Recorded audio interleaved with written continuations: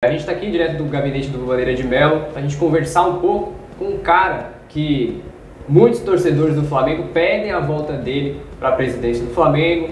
Essa identificação que o Bandeira tem com o Flamengo já é de longa data, né? E agora o Luna do Fla tendo essa oportunidade de conversar exclusivamente aqui com o Bandeira para a gente falar sobre essa movimentação do Flamengo, esse ano do Flamengo, possíveis candidaturas do Bandeira. O Bandeira vai falar se vai ser candidato ou não, se já tem movimentação ou não na política do Flamengo. E é claro, tudo isso você fica acompanhando, você acompanha agora com a gente aqui na nossa exclusiva do Coluna do Fla com o Bandeira de Melo, tá certo?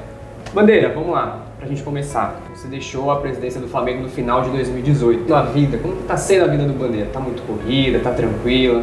Olha, mais impor sangue na minha pele, isso daí é uma coisa que não acaba nunca. Deixando a presidência do Flamengo, a minha intenção era ficar na arquibancada e tocar a minha vida pessoal e profissional, né, sem me envolver muito com a política do clube. Infelizmente, né, você acompanhou, começou um processo de perseguição e eu tenho que ficar me desviando aí das pedradas e tentaram me expulsar do clube 3 vezes, né, tentam até hoje me prejudicar fora do clube e isso acaba me empurrando de novo para a política do clube, né? Porque alguns amigos engataram aí um movimento de oposição e me chamaram para participar e é claro que eu não posso me negar, né? Fora isso, né, eu vou tocando a minha vida, né, como diretor do INE, né, e aí também agora como deputado federal, que é uma função em que eu acho inclusive que posso contribuir, né, para a modernização do futebol brasileiro. E é isso aí, né? Isso vai me tomando bastante tempo e o importante é que o Flamengo sempre na cabeça. Sempre sendo torcedor, marcando presença. 2023 não foi um ano fácil, né? 2023 foi um ano complicadíssimo. Não só para o senhor, mas para todo torcedor, torcedor do Flamengo. Esse ano de 2023, você pode dizer que é o pior ano da história do Flamengo? Não, quer dizer, não é o pior ano da história do Flamengo, porque o Flamengo já passou por crises assim, até difíceis da gente contar para quem é mais jovem e não passou por isso também.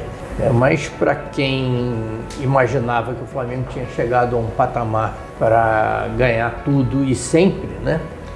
Realmente é decepcionante o que aconteceu, o que está acontecendo ainda no ano de 2023. O Flamengo, ao contrário de alguns anos atrás, o Flamengo hoje tem o melhor elenco do Brasil. Acho que ninguém duvida disso. O Flamengo desfruta de uma situação financeira absolutamente invejável. Nada parecido com aquilo que a gente pegou no clube, né, em 2013. E apesar disso, né, hoje, esse ano nós disputamos vários campeonatos e não ganhamos nenhum. O Campeonato Brasileiro, né, ainda está aí no finalzinho, né? Eu, como sou muito otimista e muito rubro-negro, eu sempre tenho aquela esperança. Acredita no título? Olha, eu sei que é difícil, mas eu acho que a nossa obrigação é acreditar até o final, né? E como você tem o melhor time, né? Isso ninguém discute, que o time do Flamengo é o melhor. Então eu sempre fico com aquela esperança, né? Até que acabe realmente qualquer tipo de possibilidade matemática, eu vou ficar lá brigando. Mas o fato é que tudo que a gente imaginava que poderia ganhar nesse ano, né, até agora não aconteceu nada e cabe a nós também ficar procurando, né, o que aconteceu, né? Se não é a qualidade do elenco. Porque o mesmo elenco foi campeão no ano passado, né? Pois é. No segundo semestre. Não é a qualidade do elenco, se não é nenhuma restrição financeira, o que pode ser? Na visão do senhor, uns 3 erros aí da diretoria esse ano, que culminou nesse ano. Olha, eu não estou participando ali diretamente, então essas questões operacionais do dia a dia, eu não gosto de ficar falando, né? Até porque eu já estive lá e muitas vezes eu sentia assim que precipitação de outras pessoas acabavam levando a injustiças, né? Mas é óbvio, né, que o Flamengo não tem mais aquele regime profissional que tinha na nossa época, né? O profissionalismo no Flamengo hoje é muito relativo, né? Na nossa administração não existia nenhum diretor que não fosse profissional. Hoje o Flamengo voltou àquele esquema dos diretores amadores, né, que com resultados assim extremamente negativos, né, em que você via, né, diretores que muitas vezes confundiam vaidades e interesses pessoais com os objetivos do clube, que devem estar sempre acima de qualquer coisa. Então, o profissionalismo, eu acho que deixa hoje muito a desejar. A coisa da impessoalidade também, né, que na nossa administração era um mandamento, né, hoje deixou de ser, porque o Flamengo voltou a ter aqueles acordos, né, aquele toma lá da cá, então eu troco apoio nos conselhos por ingresso, por camisa, por vaga no avião. Então, esse tipo de coisa, né, você há de lembrar que não acontecia na nossa época, né? Na nossa época era aquela impessoalidade a todo preço, né? Eu fiquei 6 anos no clube, não contratei nenhum parente, não contratei nenhum amigo, nenhum dos meus vice-presidentes também fez isso. E hoje em dia, né, é isso que você está vendo. E é claro que isso daí deve ter reflexo na concentração, na moral, né, do time, do elenco. Não sei exatamente o que acontece nos detalhes, porque eu não estou lá, mas a gente pode imaginar que tem alguma coisa errada acontecendo. Afinal, você tem o melhor time, se você tem recursos para melhorar o time, com recursos para contratar quem você quiser, por que essa situação está acontecendo? É uma dúvida que todo torcedor do Flamengo tem ultimamente, principalmente nesse 2023. Uma perguntinha rápida, que ainda puxando de 2018.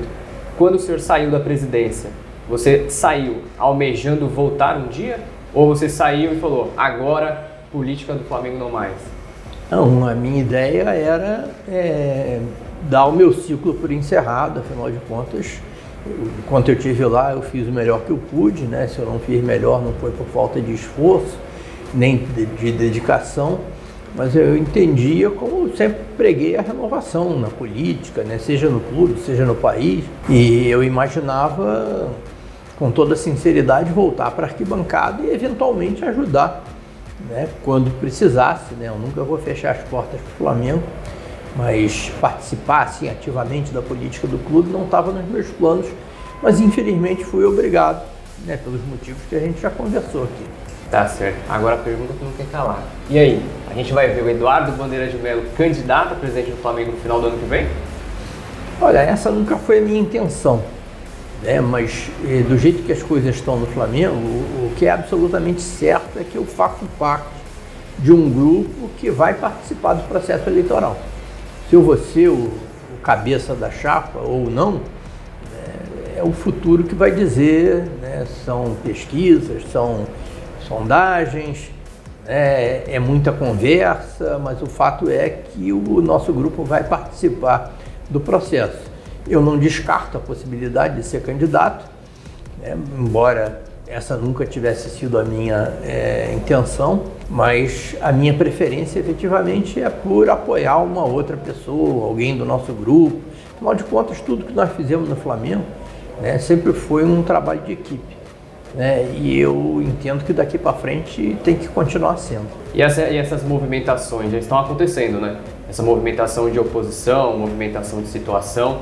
Tem algum detalhezinho aí pra gente de alguns nomes que estão rolando? Se já tem algum possível candidato da chapa de vocês? Se já tem algum presidente, vice-presidente para ser candidato? Não, tem vários possíveis nomes, mas não tem nada de martelo batido. O que eu posso dizer é que aquele grupo que me acompanhou durante 6 anos, principalmente aquele que me acompanhou no segundo mandato, está integralmente conosco, e além deles tem muita gente nova que está participando desse movimento. Então, você não vai citar nomes, mas está acontecendo. Não, está acontecendo, é claro. Acho que é nossa obrigação, né? Do jeito que as coisas estão, acho que é nossa obrigação. E teve uma reunião recentemente, agora foi, se eu não me engano, foi no começo agora desse segundo semestre, que envolveu também o ex-presidente Márcio Braga, né? Teve muita gente já fazendo essa associação entre Bandeira e Márcio Braga. Se o senhor tem alguma coisa a esclarecer sobre esse ponto, tem alguma conversa entre vocês dois, ou foi só uma reunião geral com todo mundo para poder... Não, foi uma reunião com muita gente em que a gente estava discutindo principalmente aquela coisa do excesso de multas pagas a treinadores, né? Então tinha muita gente lá e é claro que essas pessoas todas insatisfeitas com o momento atual do Flamengo, e o presidente Márcio Braga estava lá. Daquela reunião, né, nós éramos os 2 únicos ex-presidentes presentes, né, e nós estávamos inconformados com aquela situação do excesso de multas. E é claro que as pessoas fazem essa associação, né, e nós tiramos um retrato lá que foi divulgado na imprensa, mas não existe nada assim em termos de associação entre nós, né, para formação de chapa. Isso tudo aí é especulação, né? O presidente Márcio Braga é uma figura emblemática, uma figura respeitável, que sempre teve a minha admiração, mas você vê que durante os 6 anos que eu fiquei na presidência do Flamengo, né, ele nunca se meteu, ele nunca procurou interferir, a atitude dele sempre foi totalmente republicana e a nossa relação é muito boa e vai continuar sendo. Você tocou num ponto interessante que foi o valor das multas, né, das multas rescisórias que o Flamengo pagou nessa última gestão aí do Rodolfo Landim. E aí também você já tinha dito em outras vezes que caso o seu grupo político voltasse à presidência do Flamengo, você mudaria aí um pouco a sua dinâmica de treinadores, né? E aí eu queria saber de você, já tem algum planejamento, já tem alguma ideia, alguma proposta, alguma sugestão de como seria a escolha de treinadores do Flamengo no cenário do senhor voltando à presidência ou vice-presidência, enfim? Olha, é consenso no nosso grupo que a administração do Flamengo tem que ser absolutamente profissional. Isso seja no futebol, seja nas finanças, seja na administração, seja no Fla Gávea, no esporte olímpico. Então tem que ser absolutamente profissional. Então quem vai escolher o treinador vai ser o profissional que tiver a testa aí do departamento de futebol do Flamengo.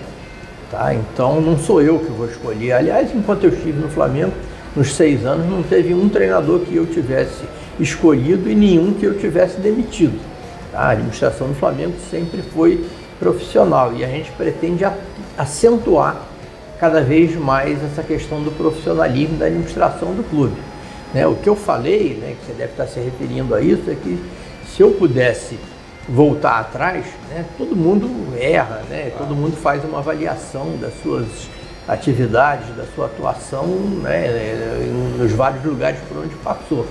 E eu entendo que, hoje olhando para trás, eu acho que nós mudamos de treinador muito mais do que deveríamos ter mudado. Eu acho que essa troca constante de treinadores não é uma atitude positiva.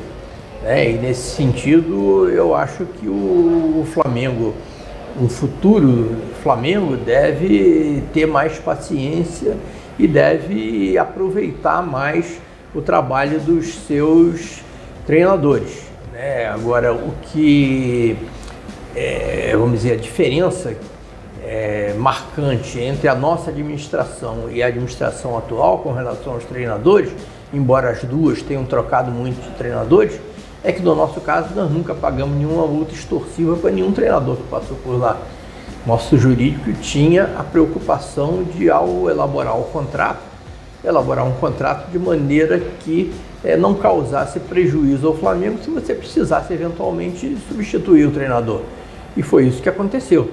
O Flamengo nunca pagou nenhuma multa extorsiva, em alguns casos até recebeu multas de treinadores que pediram demissão do Flamengo. Você está dizendo que o treinador ele ficaria a cargo do vice-presidente, do diretor de futebol, por exemplo? Não, do diretor. Diretor de futebol. Isso, a direção do futebol tem que ser profissional, a direção das finanças, a direção do esporte olímpico tem que ser profissional. E aí, como o treinador é um cargo que fica abaixo da direção executiva de futebol, eu entendo que a escolha deve passar principalmente por esse diretor executivo. Nessa chapa, nesse grupo político, não tem nenhum nomezinho sondando aí não? Sondando para ser o diretor de futebol do Flamengo? Não, o diretor de futebol vai ser um profissional. Não vai ser nenhum nome da política do Flamengo. Ser um profissional, de fato. Nós vamos ter que procurar um profissional, um profissional de altíssimo nível, a nível internacional, não necessariamente que seja estrangeiro, mas alguém com um padrão de excelência internacional à altura do Flamengo. Tá certo. Agora a gente vai falar de 3 temas aqui que são um pouco distintos um do outro. A gente vai falar de SAF, estádio e off-field. Vamos começar primeiro pela SAF. O Bandeira e o grupo político do Bandeira pensa o que sobre a SAF do Flamengo? Eu acho que a SAF no Flamengo hoje é absolutamente desnecessária. Eu não tenho nada contra o modelo de SAF. Eu acho que a SAF foi uma solução excelente, foi a solução possível para clubes como Botafogo, Vasco da Gama e o Cruzeiro, por exemplo, que estavam em situações financeiras absolutamente impossíveis, estavam à beira da insolvência. Então, no caso deles, não havia outra solução, eles tiveram que transformar em SAF. Há outros clubes também que procuram essa mudança de modelo societário por outras razões. Não necessariamente eles estão endividados, mas eles podem querer um aporte externo de recursos para, de repente, mudar de patamar, mudar de degrau, no ambiente do futebol brasileiro, e aí vão buscar um sócio externo. No caso do Flamengo, o Flamengo não precisa de um sócio externo. O Flamengo tem o melhor sócio possível, que é a torcida do Flamengo. Ninguém tem 40 milhões, 42, 45 milhões de torcedores como o Flamengo tem. Então, essa torcida bem trabalhada, é o melhor sócio que o Flamengo pode ter.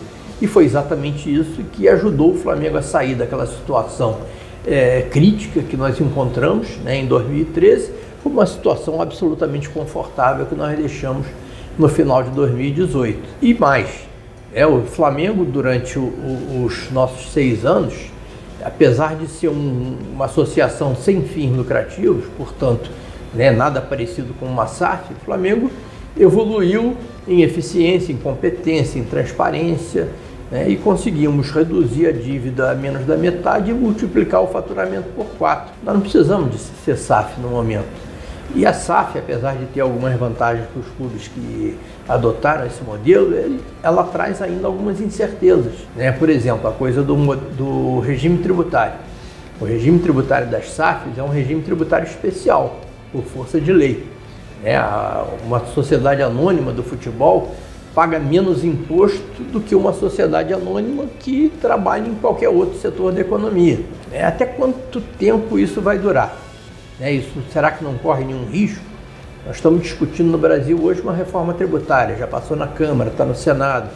Será que, não hoje, mas talvez amanhã, alguém não questione, dizer por que a sociedade anônima do futebol precisa pagar menos imposto do que uma sociedade anônima que trabalhe em qualquer outro setor comercial, industrial, de serviços. Então isso pode acabar. Seria uma vantagem que as SAFs têm hoje em relação às outras empresas, que pode acabar. Então nós temos que estar sempre antenados para esse tipo de risco. Então, no momento, eu acho que os torcedores do Flamengo não precisam se preocupar com a mudança de modelo societário. Tão cedo, o Flamengo não precisa virar SAF. Acho sim que a gente tem que estar sempre estudando o modelo, estudando os casos que acontecem no Brasil, no exterior, para se um dia isso for efetivamente uma questão positiva para o clube, aí a gente vai e estuda a adoção, dentro dos melhores critérios de transparência, sem nenhum tipo de conflito de interesses. Isso é uma questão que frequentemente acontece, e eu tenho muito medo que isso pudesse acontecer no Flamengo agora. Conflito de interesse de jeito nenhum. É isso aí, estudar, estar sempre antenado, informado, mas nenhuma necessidade de implantar isso por enquanto. E sobre estádio? O estádio, a gente vê que essa atual gestão está fazendo uma movimentação, fez ano passado, no ano retrasado, tentou fazer no ano passado também, no início desse ano agora a poeira baixou no assunto estádio. E aí eu queria saber de você sobre essa questão. Vai haver um empenho muito grande, no caso do seu grupo político sendo eleito ano que vem? Vai haver um incentivo muito grande para essa questão do estádio, ou vai ser um assunto de que se aparecer bem, se não bem também? Eu acho que essa questão do estádio vai depender de uma série de fatores. Pelo que eu estou vendo, o edital do Maracanã é péssimo, foi muito mal formulado e não atende aos interesses do Flamengo. Acho até que o Flamengo deveria participar da licitação, mas do jeito que estão as coisas, dificilmente a gente vai poder considerar o Maracanã como o estádio do Flamengo. Então, participando ou não, vencendo ou não a licitação do Maracanã, o ideal mesmo seria que rasgassem esse edital e fizessem um outro. Mas se isso não acontecer, eu acho que o Flamengo deve participar, mas deve buscar uma solução de estádio próprio também. Tá? Porque, afinal de contas, não dá para ter segurança jurídica e econômica em cima de um edital, de um processo de concessão que em momento nenhum nos atende. Então, acho que o Flamengo deveria, nesse caso, buscar uma solução de estádio próprio, que é uma solução que demora, você não constrói um estádio de uma hora para outra. Então, o Flamengo teria condições, sim, de procurar um terreno, de se associar a parceiros, do setor comercial, de serviços, seja o que for, imobiliário, para ter um estádio efetivamente do Flamengo, de propriedade do Flamengo. E aí teria que ser um estádio que atendesse a todos os nossos requisitos, inclusive o requisito de atender a nossa população, a nossa torcida mais carente. Aproveitando essa deixa, na Copa do Brasil, nessa final da Copa do Brasil, a gente viu a comercialização de preços de ingresso para a torcida do Flamengo exorbitantes. Foi até uma crítica que 95% da torcida fez para essa gestão, foi justamente pelo preço do ingresso. Na Copa do Brasil de 2014 também, para a época, o ingresso também estava elevado. Quando o senhor era o presidente. 2013, perdão. Uhum. O ingresso também estava com preço mais salgado. Estava elevado, sim. Aí eu pergunto, no caso, novamente, você entrando como presidente ou vice, ou independentemente do cargo, esse seu grupo político, como que vai ser essa precificação do ingresso? Olha, nós vamos ter que balancear as duas formas de encarar o problema. Em 2013, efetivamente, naquela final contra o Atlético Paranaense, o ingresso estava muito caro, mas aquilo era quase que uma questão de sobrevivência. Se a gente não coloca um ingresso caro e se não fatura o que nós faturamos na bilheteria naquela final, o Flamengo não pagava o 13º. 2013 foi um ano muito difícil para nós. Então, nós estávamos contando cada centavo. Então, nós precisávamos muito daquilo e efetivamente foi caro, mas não tinha outro jeito. Hoje em dia, a situação do Flamengo não é mais tão dramática quanto era em 2013. Poderia-se até pensar em fazer por exemplo, nessa final aí da Copa do Brasil, fazer um preço mais camarada para determinados setores do estádio. Agora, nesses casos, você vai ter que sempre estar ligado na seguinte questão: para quem vai ser o benefício? Quem que vai se beneficiar de eventuais 10, 20 mil ingressos a preços mais camaradas, preços populares? Porque a demanda é muito maior do que a oferta. Então, se você coloca 20 mil ingressos a preços mais baratos, quem serão esses 20 mil? Porque a torcida do Flamengo é muito maior do que isso. Você vai ter 1 milhão, 2 milhões de pessoas interessadas naqueles 20 mil ingressos. E para quem que você vai vender? Você teria que ter um critério democrático, inclusive talvez até com revezamento, uma parte compra agora, outra parte compra ingressos populares no jogo seguinte. Porque se você simplesmente coloca à venda os ingressos por um preço mais barato, pode acontecer que os cambistas tomem conta de tudo e que no final, para a torcida, o preço seja tão caro quanto. Só que em vez de você pagar caro para o Flamengo, você vai pagar caro para o cambista. Então teria que se pensar, se planejar isso muito, e para fazer com que o benefício atenda a quem precisa.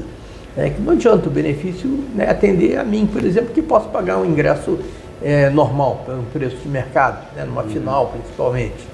Então teria que se pensar, fazer um cadastro, de repente usar o CAD único, coisa que eu não tenho a solução para te dar agora. Mas é um problema, eu acho que ele deve ser enfrentado, mas deve ser enfrentado com planejamento e evitando privilégios. Então a questão dessa precificação do ingresso, ela vai ser um tema debatido, um tema estudado na sua possível gestão. Sim, no final da minha gestão em 2018 isso já acontecia. Você viu que naquela ocasião, até o Daniel Orleano era o nosso vice de marketing, já em alguns jogos a gente praticou preços abaixo do que a gente vinha praticando. É claro que não era uma final, que a demanda não era tão grande, mas que esse assunto tem que ser tem que estar no nosso radar, não tem a menor dúvida. E se a gente vier a ter um estádio próprio, eu defendo que seja um estádio próprio maior, para que a gente possa, quem sabe, ter geral de novo, né? Eu tenho saudade da geral, você é muito jovem, não peguei não pegou a geral não, mas eu fui muito a jogo de geral. Aí, ó, tá vendo aí? Então já fica o recado pra galera. A gente voltou nessa questão de torcedores, e aí tem um assunto que é muito polêmico no Flamengo, que é sobre os off-hill, né? É um tema, é um assunto, é uma pasta, o off-hill, que internamente no Flamengo causa muita polêmica. Grupo aqui, grupo acolá, fica nessa trocação, aí acontece um movimento aqui, outro movimento acolá, e aí dizem que é questão de discurso. Eu queria saber de você, qual planejamento e qual crítica que você tem em relação ao off-hill atual e o que você pretende fazer para 2025? Não tem polêmica nenhuma, né? Eu acho que nesse caso você tem que escolher o seu lado. E o meu lado é ao lado do off-hill. Sócio off-hill é uma coisa absolutamente genial, né? O que é o sócio off-hill? É o sócio, né, que não mora no Rio de Janeiro, né, que é tão Flamengo quanto eu, quanto você, que quer participar das decisões do clube, né? E como ele não frequenta o clube, porque ele mora fora, ele evidentemente tem que pagar um valor bem inferior de mensalidade, mas aquela fidelidade dele vai fazer com que a gente tenha muitos sócios, né? E ele não gera custo para o clube, porque ele não frequenta o clube, né? Ele pode frequentar pelas normas aí, pelas normas da categoria, ele pode frequentar o clube alguns dias durante o ano, né? Mas ele pode votar, ele deveria poder participar das decisões do clube, porque ele é muito Flamengo. É uma pessoa que se dispõe a pagar uma mensalidade sem frequentar o clube, é porque ele é muito Flamengo, né? Então eu sou totalmente a favor das reivindicações dos off-Rio. Eu acho que o que fizeram com eles foi uma grandíssima covardia, uma coisa que não se faz de rubro-negro para rubro-negro. Hoje em dia, quais são as principais reivindicações da galera off-Rio? Eu acho que eles tiveram o preço muito majorado e tiveram uma limitação. Você só pode ter uma determinada, não me lembro se são 1000, né? Você só pode ter uma determinada quantidade de off-rios, quando deveria ser ilimitado. Se você mora em São Luís, em Manaus, em Brasília, né? Em Itaperuna, em Petrópolis, né? E você quer ser sócio do Flamengo off-rio, você deveria poder, né? Deixar que esses rubro-negros se associem ao clube. Sou contra a limitação e sou contra o aumento exagerado da mensalidade. É a favor também da galera off-Rio participar da votação? Claro, eles são sócios, eles já participam hoje, já participavam antes, né? Sem nenhuma limitação. Acho que o sócio Rio é o sócio do clube, ele só não frequenta o clube, até porque ele não gera custo. E vai puxar para alguns temas rápidos, né, da atualidade, só para a gente ter mais ou menos uma base de como pensa esse lado novo bandeira, né? Vamos lá, tem algumas polêmicas no Flamengo relacionadas a elenco, a renovação, e eu queria ouvir a sua opinião. Primeiro, renovação de Rodrigo Caio, precisa ser bate-pronto. Renovação de Rodrigo Caio, renovaria com o Rodrigo Caio para o ano que vem? Veja bem. Lembrando que ele é um ídolo do clube, né? Pois é, mas agora vamos lembrar também, né, o que eu já falei no início da entrevista, né? Se o nosso grupo assumir, a direção do Flamengo será profissional. Então quem vai decidir sobre o Rodrigo Caio, sobre os outros jogadores que você vai me perguntar, sobre o treinador, vai ser a direção profissional. Eu posso te responder como torcedor, tá? Como torcedor eu sou fã do Rodrigo Caio, eu acho que ele foi o melhor zagueiro do Flamengo, né, nesses últimos anos, né? Só que ele teve uma infelicidade muito grande, né, com relação à parte médica. Então isso, e se tem uma coisa que o Flamengo tem muito bom, que ainda não conseguiram acabar, foi o departamento médico. Confio muito no Dr. Tanuri lá no... Então, por exemplo, aí falando como torcedor, que o torcedor que se coloca na posição do diretor executivo de futebol, né? Eu veria a opinião do Dr. Tanuri sobre a possibilidade do Rodrigo Caio voltar a jogar no padrão de excelência que ele jogava, que o levou à seleção brasileira, que o levou a ser campeão da Libertadores em 2019, né? Se o departamento médico do Flamengo desse certeza, não, pode encarar, né? Seria um departamento médico profissional que você está consultando. Eu, como torcedor, gostaria muito que ele continuasse. O Diego Ribas, que foi contratado lá na sua gestão, Diego Ribas teria um espacinho aí? Diego Ribas e aproveitando também o Felipe Luiz. Os dois têm um espacinho aí? Teriam um espacinho? Isso tudo vai depender do diretor executivo de futebol. São dois jogadores pelos quais eu tenho a maior simpatia, né? O Diego Ribas, que eu inclusive conheço pessoalmente, convivi com ele, né? Uma pessoa absolutamente fantástica. O Felipe Luiz que eu não convivi, que ele já foi contratado por essa gestão, mas eu conheci o Felipe Luiz lá na Seleção Brasileira, quando eu acompanhei aquela delegação lá em 2016, acompanho as entrevistas dele, sei que ele é rubro-negro desde criancinha, que ele é uma pessoa estudiosa, que se interessa pelo assunto, né, que é a profissão dele, por futebol, né, teria maior simpatia em que ele trabalhasse no clube, sim, mas repito, essa nunca vai ser uma decisão, né, do presidente nem do dirigente do clube, né? Seria uma decisão do departamento de futebol profissional. Pergunta que eu acabei deixando passar. Como que você conciliaria o cargo de deputado federal com o cargo dentro do Flamengo? Olha, tudo que eu faço na vida eu procuro fazer bem feito. Se vier, eu pretendo participar da próxima administração do Flamengo, e essa minha participação, em momento nenhum, vai poder interferir com a minha atividade na Câmara. Eu também fui eleito deputado, né? Fui eleito, me comprometi a fazer aquele trabalho, estou fazendo bem feito e quero fazer bem feito. No caso de eu ter que conciliar, eu teria que ser bom dos dois lados.